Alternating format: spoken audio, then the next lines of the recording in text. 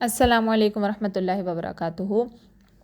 Day number 5 है और आज हम देखेंगे कि हमने एक स्किल सीखनी है। अभी तक तो हम सारी बातें पढ़ रहे थे, इन्फॉर्मेशन ले रहे थे, मिथ्स के बारे में डिस्कस कर रहे थे। तो आज हम ये स्किल सीखेंगे और वो स्किल क्या है? Projection to pause. अब हमने पॉज लगाना है तो किस बात पे लगाना है? इसमें सबसे पहली बात मैं आप लोगों को बताती चलूँ कि हमारा और हमारे बच्चे या हमारा या किसी भी इंसान के साथ हमारे कनेक्शन के अंदर एक सबसे बड़ी जो रुकावट होती है वो क्यों पैदा होती है। तो किसी भी इंसान को देख के हम उसके बारे में अच्छा या बुरा क्यों सोचते हैं, या हम उससे एक पर्टिकुलर वे में क्यों बिहेव करते हैं। ये एक हमारा दिमागी जो है ना वो प्रोसेस होता है, साइकोलॉजिकल प्रोसेस होता है। और वो साइकोलॉजिकल प्रोसेस होता है प्रोजेक्शन करना। किस बात की प्रोजेक्शन करना? रिफ्लेक्सिव इमोशनल हैबिट की, यानी जज्बाती रद्द अमल की। जब भी हम किसी इंसान को देखते हैं तो हम क्या करते हैं कि हम अपना रद्द अमल उसके ऊपर डालते हैं। हम कहते हैं कि ये मेरा भाई है, हम कहते हैं ये मेरी माँ है, ये मेरा बेटा है, तो इसको मेरे मुताबिक सोचना चाहिए। और हम जो है और वो जो उसे सोचना चाहिए वो एक ख़ास मकसद के थ्रू सोचना चाहिए जो मैं सोच रहा हूँ, और चीज़ों को इस एक ख़ास अंदाज में होना चाहिए। और फिर हम वैसा उनके साथ ट्रीट करने लग जाते हैं।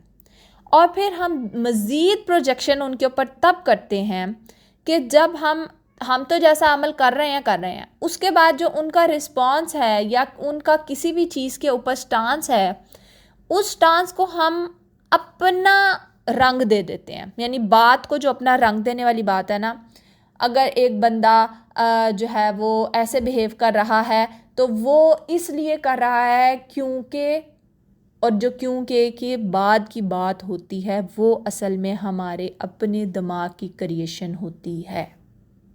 और हम अपने बच्चों के साथ ये दो जुल्म करते हैं।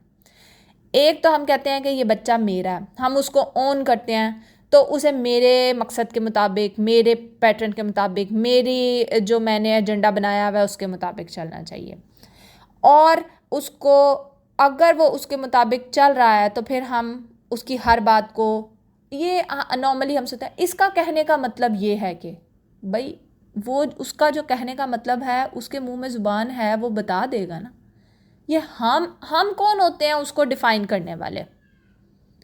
कि इसमें मैं आपको एक एग्ज़ाम्पल दूं कि जी एक बच्चा उदास बैठा हुआ है।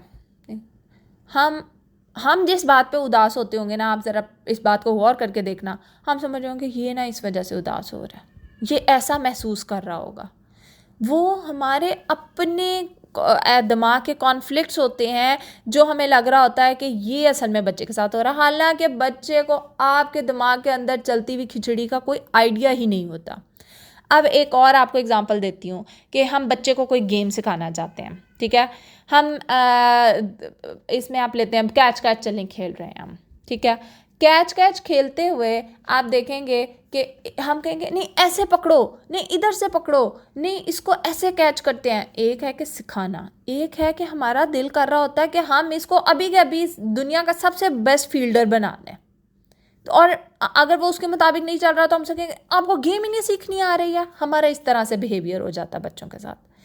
अब दो दोस्तों की लड़ाई हो गई है, बच्चों में लड़ाइयाँ होती रहती हैं, हम फ़ौरन से अंदर घुस के जो है ना वो कहेंगे इसलिए तुम उदास हो रही हो कि तुम अकेली फील कर रहे हो। हालांकि चाहे वो बच्चा या बच्ची जो है शुक्र कर रहा हो अपने उस दोस्त से जान छुटने पे और लड़ाई करके, चाहे शुक्र कर रहा हो कि वो उसको इतना इरिटेट करता है, लेकिन चूंकि हम ज़िंदगी में कभी किसी मुकाम पे अकेलापन महसूस करते रहे होंगे दोस्तों की वजह से, तो हम बच्चे को उदास बैठा देख के जो है ना वो ये समझ रहे होंगे कि वो इस वजह से कर रहा है। यहाँ पे आपको सबसे बड़ी चीज़ जो आप हैं वो मिस कर देते हैं एज अ पेरेंट, कि हम ये सोचना छोड़ देते हैं कि बच्चे क्या फील कर रहे हैं। हम अपनी थिंकिंग उनके ऊपर प्रोजेक्ट करते हैं। यहाँ पे आपको पॉज देना है। ये वो स्किल है कि आपने उस मोमेंट पे पॉज देना और देखना है कि एक्चुअली बच्चे के साथ चल क्या रहा है। फिर अब इसके हम देखते हैं कि नेगेटिव कॉन्सिक्वेंसेस क्या होते हैं, कि जब हम अपने ख्यालात की प्रोजेक्शन किसी भी इंसान के ऊपर कर रहे होते हैं या किसी भी बच्चे के ऊपर कर रहे होते हैं तो क्या हो जाता है, आखिर किस्म का डिज़ास्ट्रस होता है। एक कॉम्प्लिकेटेड प्लॉट सा बन जाता है हमारी बातों के अंदर, और वो ऐसे लगता है कि इंटरफेरेंस कर रहे हैं हम। बच्चों को बहुत अच्छी तरह पता होता है कि वो क्या फ़ील कर रहे हैं। वो अलहदा बात है कि हमने कभी उनसे पूछा नहीं है, हमने कभी देखा ही नहीं है कि भाई उनको अल्लाह ताला ने दिमाग दिया है, उनको अल्लाह ताला ने ज़ुबान दिया है, वो बोल सकते हैं। आप कभी अपने बच्चे से बैठ के पूछें तो सही कि बेटा आपको कैसा लग रहा है, वो कहेगा पता नहीं, क्योंकि आपका नॉर्मली अमूमन यही रवैया रहा होगा। लेकिन अगर आप उससे थोड़ा सा और सोचवाएं ना कि नहीं बताओ तो आपको कैसा लग रहा है, आप फिर वो आपको अपनी एक्चुअल फीलिंग बताएगा। लेकिन हमारे पास इतना वक्त ही शायद नहीं होता कि हम बच्चे की फ़ीलिंग को सुन सकें बैठ के।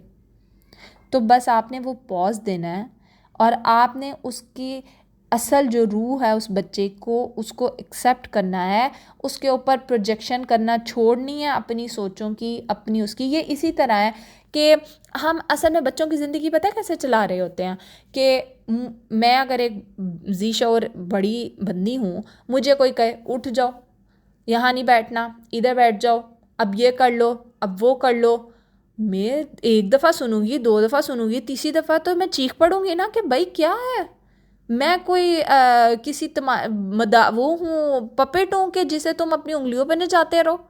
मेरी भी अपनी कोई फीलिंग्स है, मेरा भी अपने दिमाग में कोई सिनेरियो चल रहा है, मुझे भी पता है कि मैंने क्या सोचना है। छोड़ दो अब मेरे ऊपर अपनी फीलिंग्स और अपनी सोचों की प्रोजेक्शन करना।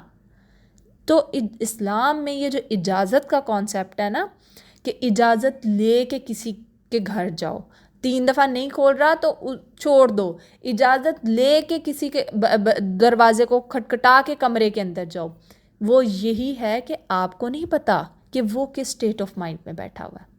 ये जो मोबाइल सबसे बड़ी बीमारी है ना, ये इस तरह से बीमारी है कि इसने आपकी पर्सनल स्पेस को ख़त्म कर दिया। आप चाहे रो रहे हैं बैठ के, किसी का फ़ोन आया तो जी आपको मजबूरी में उसको हंस के दिखाना। आपको नहीं पता कि अगला बंदा किस स्टेट ऑफ माइंड में बैठा है। आप उसको थोड़ी सी स्पेस दें, यही स्पेस बच्चे को भी दें।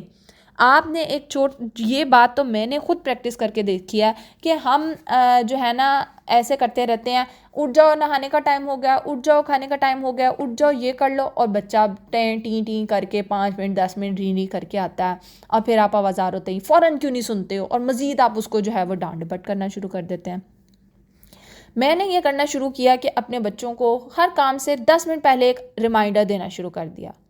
भाई अल्लाह ताला ने जब अज़ान का एक नमाज का रिमाइंडर दिया है, तो मैं अपने बच्चे को किसी दुनियावी काम के लिए भी रिमाइंडर क्यों नहीं दे सकती। अल्लाह ताला ने कहा ना इंसान भूलने वाली चीज़ है, तो बच्चों को भी ये मार्जिन दे, वो भी इंसान है, उनको मार्जिन देंगे। आप उसको 10 मिनट पहले बच्चे को कह दें बेटा 10 मिनट बाद ना खाने का टाइम हो जाएगा, ताकि वो उस वक़्त जो कर रहा है वो अपनी चीज़ों को वाइंड अप कर ले।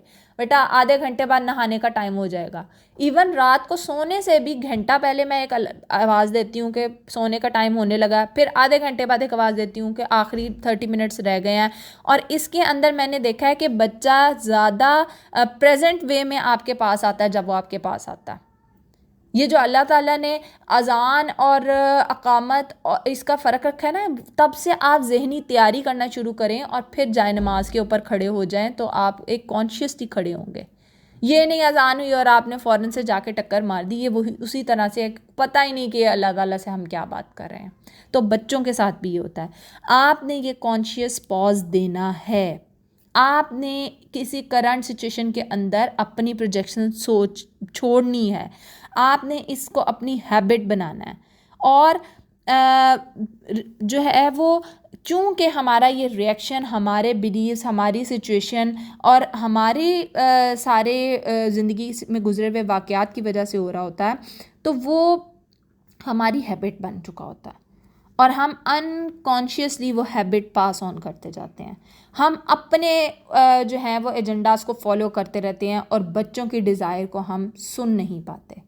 इसीलिए ये जो है पॉज आपको 1 मिनट के लिए सोचने पे मजबूर करेगा कि जब भी कोई भी हॉट हिटेड भी कोई इशू हो रहा है ना, आप 1 मिनट के लिए चुप कर जाएं, आप देखें हो क्या रहा है, आप रुक जाएं, अगर बच्चे ने बदतमीज़ी कर दिया, आप फटाक करके आगे से उसको चपेट ना मार दें।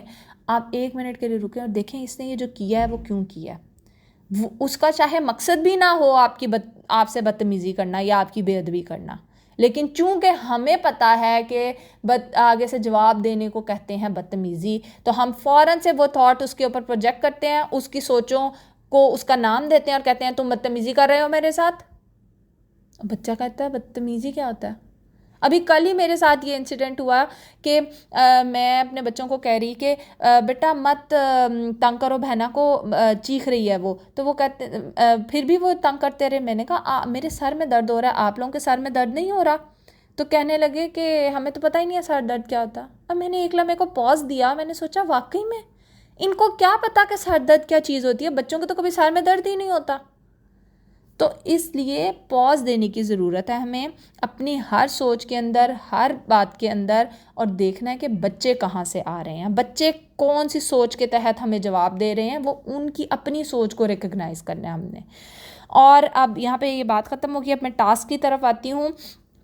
अब टास्क में आप लोगों ने ये करना है, सबसे पहला ये कि आपने ये सोचना है कि हम बच्चों की ज़िंदगी को कैसे डिज़ाइन करते हैं। फॉर एग्ज़ाम्पल मैंने ये डिसाइड किया हुआ है कि आप लोगों ने दोपहर को 3 बजे स्नैक खाना, ठीक है। अब फिर हमने ये दूसरा ये काम करना है कि हम इमोशंस को कैसे बच्चों के ऊपर प्रोजेक्ट करते हैं। मैं अगर गुस्से में हूँ तो मैं भी बच्चों के साथ गुस्से में बिहेव कर रही हूँ, या मैं ज़रा पॉज दे के सुकून में हूँ। आपने ये देखना कि आपके इमोशंस कैसे बच्चे के ऊपर इफ़ेक्ट करते हैं। फिर आपने कॉन्शियस पॉज देना है और आपने ये सोचना है कि असल में क्या है, कि अगर बच्चे ने 3 बजे से पहले 1 बजे स्नैक मांग लिया है तो क्या हो जाएगा इसमें। हम चूँकि अपनी प्रोजेक्शन कर रहे होते हैं, हम कहते हैं ये तो इसकी रूटीन नहीं बन सकेगी, इसको तो ज़िंदगी में असूल ही नहीं लागू करना आएंगे, इसका तो फिर जब दिल चाहेगा वो करेगा। किसी एक इंसिडेंट से इतनी आदतें ख़राब नहीं हो जाया करती। पॉज दें। हो सकता है कि वो उस वक्त किसी वजह से स्नैक मांग रहा हो सकता है उसे भूख जल्दी लग गई हो आज, हो सकता है उसका सुबह का नाश्ता हल्का हो जिसकी वजह से वो स्नैक पहले मांग रहा हो। तो आपने कंडीशन की, सिचुएशन की प्रेजेंस को महसूस करना है कि ये आज इस वक्त जो हो रहा है वो क्यों हो रहा है, और मैं जो अपने बच्चे के ऊपर अपनी सोच को प्रोजेक्ट कर रही हूँ वो क्यों कर रही हूँ। और जैसे ही हम ये पॉज लगाएंगे तो हम इस बात पे क्लियर हो जाएंगे कि बच्चा जो कर रहा है वो बिल्कुल ठीक कह रहा है, बच्चा जो कर रहा है वो बिल्कुल ठीक कर रहा है, और बच्चे इसी तरह करते हैं। जब आप हर चीज़ को इस तरह से देखने लगेंगे ना बच्चों की नज़र से, तो आपके और बच्चों के 75% कॉन्फ्लिक्ट्स मैंने अपनी ज़िंदगी में अपने बच्चों के साथ ख़त्म सिर्फ इस एक पॉज से किए हैं। आप लोग भी ये पॉज लगा के देखें, इंशाल्लाह मुझे उम्मीद है कि आप लोगों को भी बहुत फ़ायदा होगा। यहाँ पे ख़त्म करते हैं आज का दिन, इंशाल्लाह मिलते हैं नेक्स्ट वीडियो में कल। अल्लाह हाफ़िज़।